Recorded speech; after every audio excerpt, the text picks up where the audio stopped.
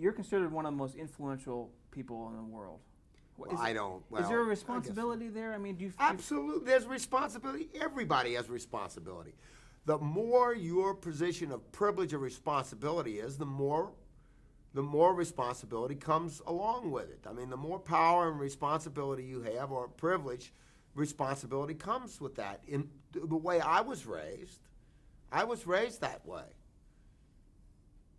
You know, I believe that if you became a parent and a father, you took responsibility for your children to make sure that they had enough to eat, that they went to church, that they went to school, that they got it, they did their homework, that they stayed off drugs, you know, that you do the best to protect them and nurture them and raise them to be productive, contributing, decent members of society. That's what you take with as a parent. In your business, you have a responsibility to put out the best product you can, something that's helpful to human beings. I mean, I used to be a Rotarian. Their motto is, he profits most who serves the best.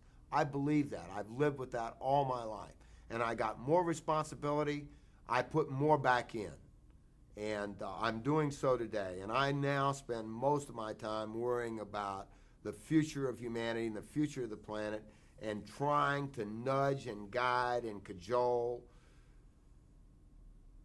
people into the right direction. The direction where we have a future, not to where we come to a dead end. And war is a dead end, and hatred and prejudice and stupidity and short-sightedness, those are the things that we have that are trying to drag us down.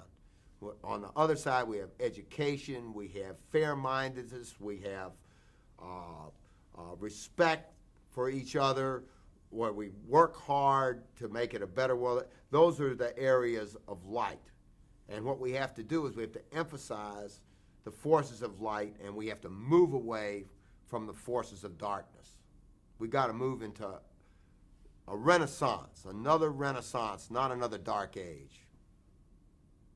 Do you think that, speaking of responsibility, you think that the news and entertainment industry should be self-regulated on? Yes. I think at the end of the day, you're only going, that's why the media is so important, though. The media, education, religion. But what about why they're so important is because they determine what people think more than anything else. And what we think now, the only way that first of all, if we had to have a dictator in the world to make us do the right thing, like a big father, like a big brother, like in 1984, George Orwell's novel of the future, if we had to have that, then we're better off dead anyway. If we can't make the individual right decisions by educating ourselves, and then we don't deserve to be here anyway. So the sooner we get rid of ourselves, the better. And remember, I mean, under the Judeo-Christian concept of religion, we've already been destroyed by God twice. At the time of Noah and the time of Sodom and Gomorrah, God looked down and he said, I'm killing everybody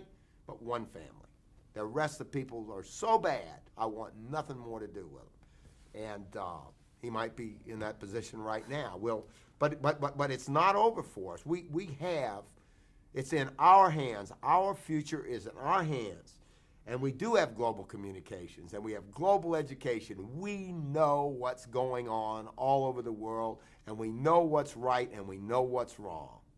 Now, the question is, are we going to do something about it?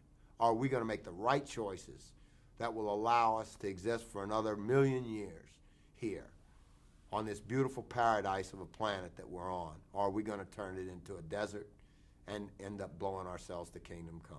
The choice is ours.